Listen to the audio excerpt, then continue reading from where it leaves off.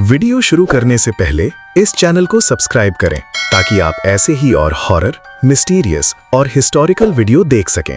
अब ये कहानी शुरू होती है। कुछ आधी रात के समय कुछ पिशाच और प्रेतात्माएं हमारा ही इंतजार कर रही होती हैं। हम चाहे कितना भी इनकार करें, वे हमें अपने रास्ते पर खींच ही लेती हैं। अनंत इच्छाओं से जूझ रही ये आत्माएं हमेशा शिकार की तलाश में रहती हैं कि कब कोई उनके चंगुल में फंसे। तो आज भी मैं ऐसी ही एक कहानी के आधार पर आपके लिए एक बहुत ही दिलचस्प और भयानक कहानी लेकर आया हूं। आप इस कहानी को कहीं भी स्किप किए बिना पूरा पढ़ें। ये बहुत ही रोमांचक होने वाली है। चलिए बिना किसी देरी के कहानी शुरू करते हैं। उस गांव का नाम रुक्कम्मापल्ली है। उस गांव में राजू नाम का एक 30 साल का युवक रहता है। उसके पास एक ट्रॉली ऑटो है। वो रोजाना अपने गांव से 20 किलोमीटर दूर एक शहर या टाउन में जाकर अपना ऑटो लाइन में लगाता है। अगर कोई सवारी या सामान ले जाने का काम मिलता है तो वो उन्हें ले जाता है। इस तरह राजू हर दिन काम करके पैसे कमाता था। ये साल 2003 की बात है। उस समय टेक्नोलॉजी बहुत कम थी। गांव के कई लोग जो किराने की दुकान चलाते थे, वे ऐसे ही शहर आकर सामान ले जाते थे। उसी दिन शाम के समय जब राजू अपना ऑटो लाइन में लगाकर बैठा था और कोई काम नहीं मिल रहा था, तभी एक 60 साल का बुजुर्ग आदमी वहां आता है। वो अपने गांव में एक किराने की दुकान चलाता था। उसने कई ऑटो वालों के पास जाकर पूछा कि उसे फलां गांव जाना है और ये सामान लेकर जाना है, लेकिन इतनी दूर जाने के लिए कोई भी राजी नहीं हुआ। लेकिन राजू बहुत मेहनती स्वभाव का था। जब बुजुर्ग के बुलाने पर कोई नहीं आया और वो परेशान था, तो राजू उसे देख रहा था। बुजुर्ग राजू के पास आया और बोला, बाबू। राजू ने जवाब दिया, हाँ बोलिए बड़े पिताजी। बुजुर्ग ने कहा, कुछ नहीं बाबू, मैंने कितने ही ऑटो वालों से पूछा लेकिन कोई मेरी मदद नहीं कर रहा। मेरा गांव इस शहर से 40 किलोमीटर दूर है।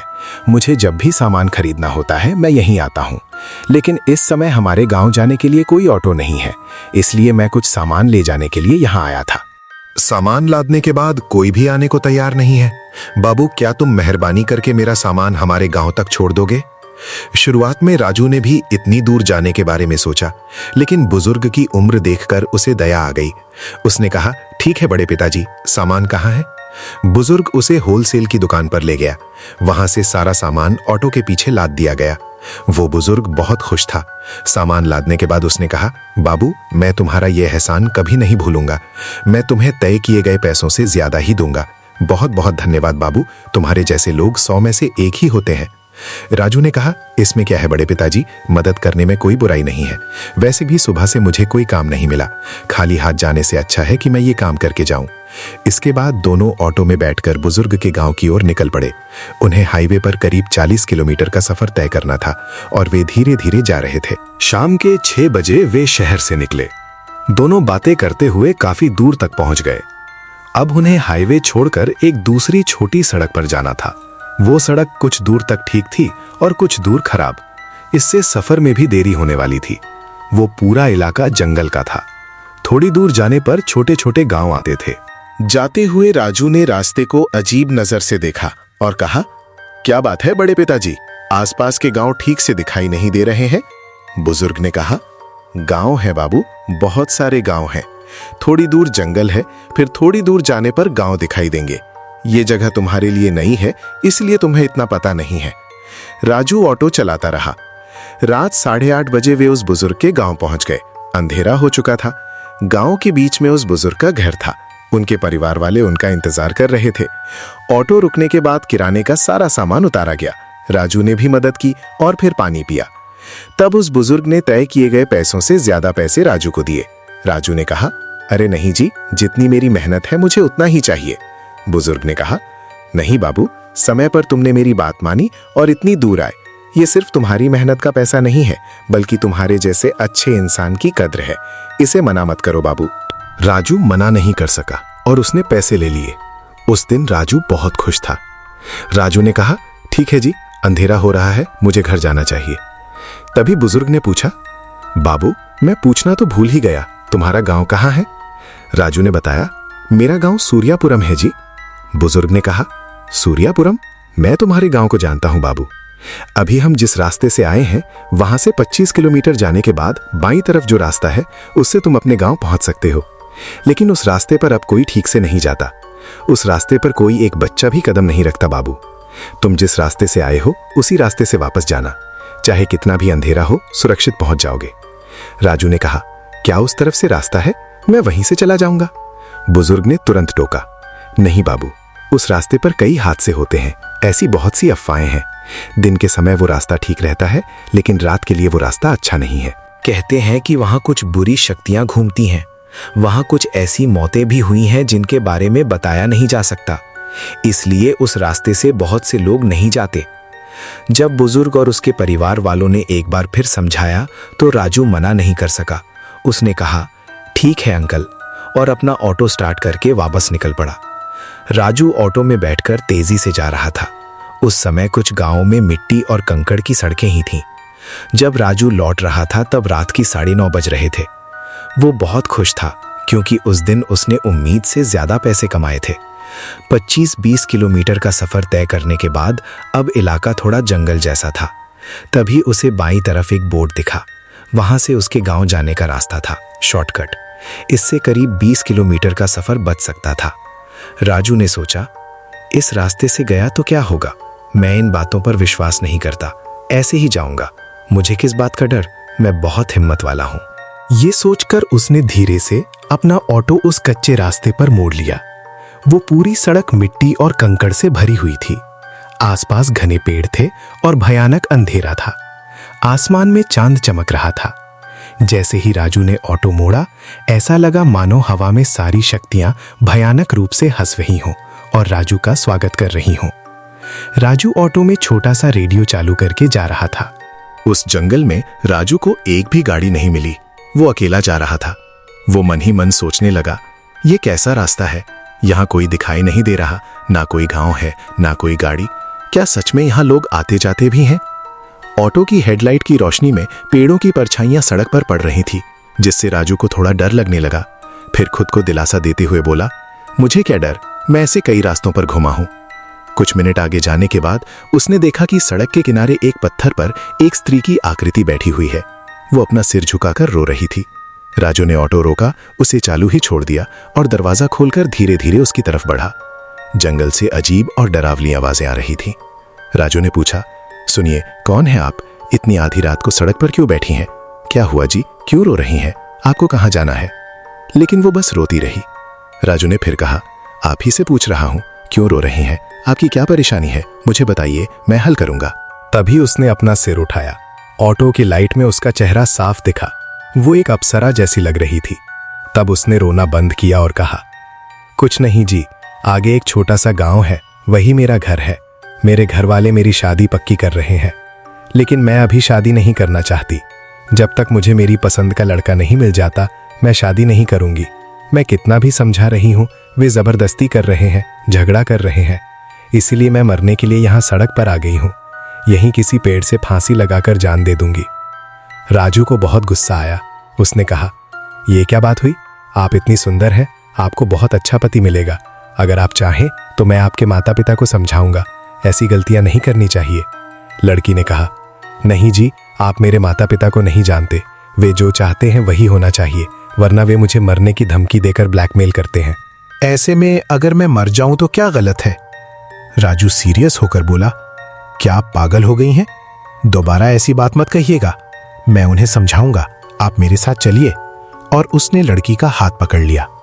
लड़की मैं नहीं आऊंगी कहकर रोने लगी और जिद करने लगी कि वो मर जाएगी। राजू ने गुस्से में उसे एक थप्पड़ मारा और बोला, कहा ना समझो, चलो, और उसे हाथ पकड़कर ऑटो में ले आया। लड़की बोली, आप बहुत अच्छे इंसान लगते हैं जी। अगर आप जैसा लड़का मुझे पति के रूप में मिले तो मैं बहुत खुश रहूंगी। राजू भी उस लड़की को देखकर अपना दिल हार बैठा था। राजू ने कहा, ये क्या बात हुई जी? किस्मत में जो लिखा है वही होगा। आप परेशान मत होइए, मैं सब संभाल लूंगा। राजू ऑटो चलाते हुए आगे बढ़ रहा था। तभी अचानक पूरा रास्ता बदल गया। राजू जिस रास्ते पर जा रहा था वो कोई और ही रास्ता बन गया, जो घने जंगल के बीच से गुजर रहा था। वो लड़की राजू के बगल में बैठी थी।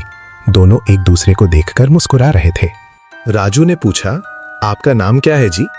लड़की ने जवाब दिया, मेरा नाम नांगिनी है। राजू ने कहा, क्या जी, ये नाग सांप का नाम क्यों रखा है? लड़की बोली, कुछ नहीं जी, मुझे ये नाम पसंद है। फिर लड़की ने भी राजू का नाम पूछा और राजू ने अपना नाम बताया। सफर के दौरान वे एक दूसरे को पसंद करने लगे। कुछ दूर जाने पर उन्हें कुछ चमकते हुए घर दिखाई दिए।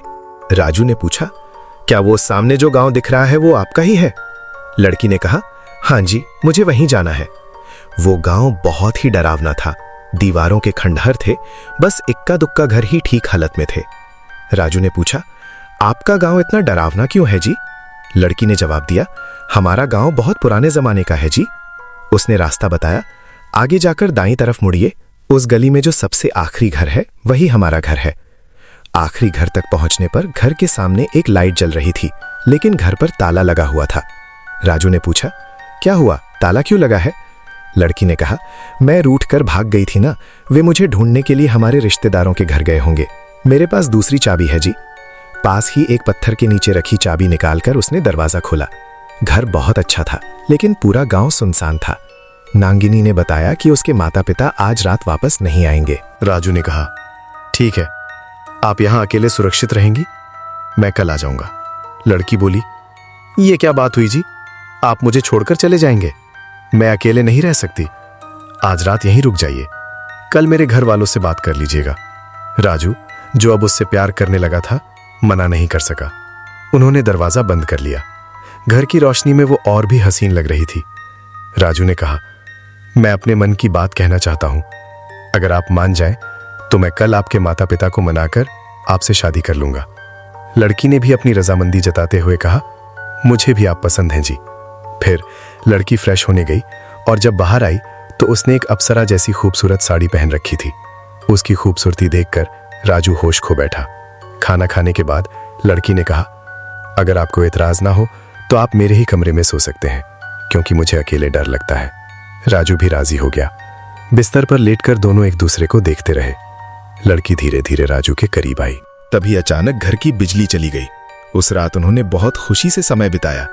राजू नांगिनी के जाल में पूरी तरह फंस चुका था। उस घने अंधेरे में कुछ मिनटों बाद राजू को अपनी गर्दन पर ऐसा दर्द महसूस हुआ जैसे कोई उसे बहुत जोर से काट रहा हो। वो काटने वाला कोई और नहीं बल्कि नांगिनी ही थी। राजू ने दर्द से कराहते हुए कहा, क्या कर रही हो जी, बहुत दर्द हो रहा है, और उसे धक्का दिया। धक्का देते ही घर की लाइट आ गई। राजू ने अपना हाथ अपनी गर्दन पर रखा तो उसके हाथ में खून लग गया। जब उसने नांगिनी की तरफ देखा तो उसके होश उड़ गए। जो लड़की थोड़ी देर पहले बहुत सुंदर दिख रही थी, अब उसका पूरा मुंह खून से सना हुआ था। उसके बड़े बड़े नुकीले दांत बाहर निकले हुए थे और वो बहुत ही खौफनाक पिशाचनी में बदल चुकी थी। वो पूरा घर एक खंडहर में बदल चुका था। पिशाचनी भयानक आवाज में चिल्लाती हुई राजू की तरफ आई, तुम्हारा खून बहुत गर्म और मीठा है राजू, तुमने आज रात मेरी इच्छा पूरी की है ना, अब तुम्हें मेरी बलि चढ़ना ही होगा, आ जाओ। तब राजू को समझ में आया कि उस बुजुर्ग ने उसे उस रास्ते से आने के लिए क्यों मना किया था। अपनी जान बचाने के लिए राजू दरवाजा लात मारकर खोलता है और अपने ऑटो की तरफ भागता है। पिशाचनी बाहर आकर चिल्लाती है, कहां भागकर जाएगा रे? तू इस रास्ते को पार करके नहीं जा सकता। इस पूरे गांव में सब मेरी पहरेदारी कर रहे हैं। ये सुनते ही उन खंडहर घरों से बहुत सारे भूत पिशाच बाहर निकलने लगे। नांगिनी अपने भयानक चेहरे के साथ आगे बढ़ रही थी। राजू ऑटो में बैठता है। सारे भूत ऑटो के चारों तरफ इकट्ठा हो जाते हैं। राजू अपने इष्ट देव मल्लन्ना स्वामी को याद करते हुए ऑटो स्टार्ट करता है, लेकिन ऑटो अपनी जगह से नहीं हिलता। तभी अचानक एक डमरू की तेज आवाज सुनाई देती है। उस आवाज से सारे भूत पिशाच तितर बितर हो जाते हैं। डमरू बजाते हुए एक अघोरी स्वामी जी वहां आता है। उसके पूरे शरीर पर भभूत लगी थी, सिर पर जटाओं का जूड़ा था और हाथ में त्रिशूल था। वो साक्षात भगवान की तरह प्रकट हुआ था। स्वामी जी ने गुस्से से नांगिनी की तरफ देखा और कहा, और कितने लोगों की जान लेगी तू? इसे इज्जत से छोड़ दे, वरना मैं तुझे भस्म कर दूंगा। ये कहते हुए स्वामी जी ने अपना त्रिशूल जमीन पर जोर से दे मारा। त्रिशूल से निकली तेज रोशनी से आसपास के सारे भूत दूर भाग गए, लेकिन नांगिनी एक ताकतवर पिशाचनी थी। उसने हंसते हुए कहा, तू मेरा क्या कर लेगा? मेरी इच्छाओं का कोई अंत नहीं है। जिस भी मर्द ने मेरी इच्छा पूरी की है, उसे मेरे लिए मरना ही होगा। स्वामी जी ने कहा, बस कर, आज से तेरा खेल खत्म।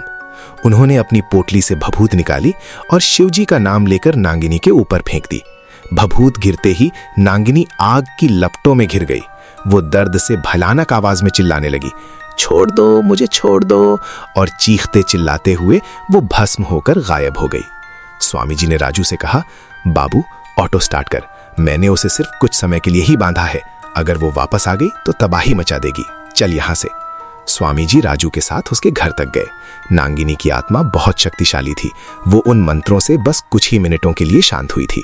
अब वो फिर से अपनी अधूरी काम वासना और बदले की आग के साथ उसी सड़क पर किसी और का इंतजार कर रही होगी। वो अघोरी हमेशा आधी रात को जंगलों में घूमता रहता है, उसे डर नाम की कोई चीज नहीं पता। उस दिन राजू उस अघोरी की नजर में आ गया, इसीलिए उसकी जान बच गई, वरना राजू भी एक पिशाच बनकर उसी जंगल में उस नागिनी का गुलाम बनकर रह जाता। तो आपको ये कहानी कैसी लगी हमें कमेंट करके जरूर बताएं। मैं आपका मनोरंजन करने के लिए एक और कहानी के साथ फिर आऊंगा। तब तक के लिए विदा, जय हिंद। अगर आपको ये वीडियो अब तक पसंद आया है तो इसे लाइक करें और वीडियो देखने के लिए इस चैनल को सब्सक्राइब करें।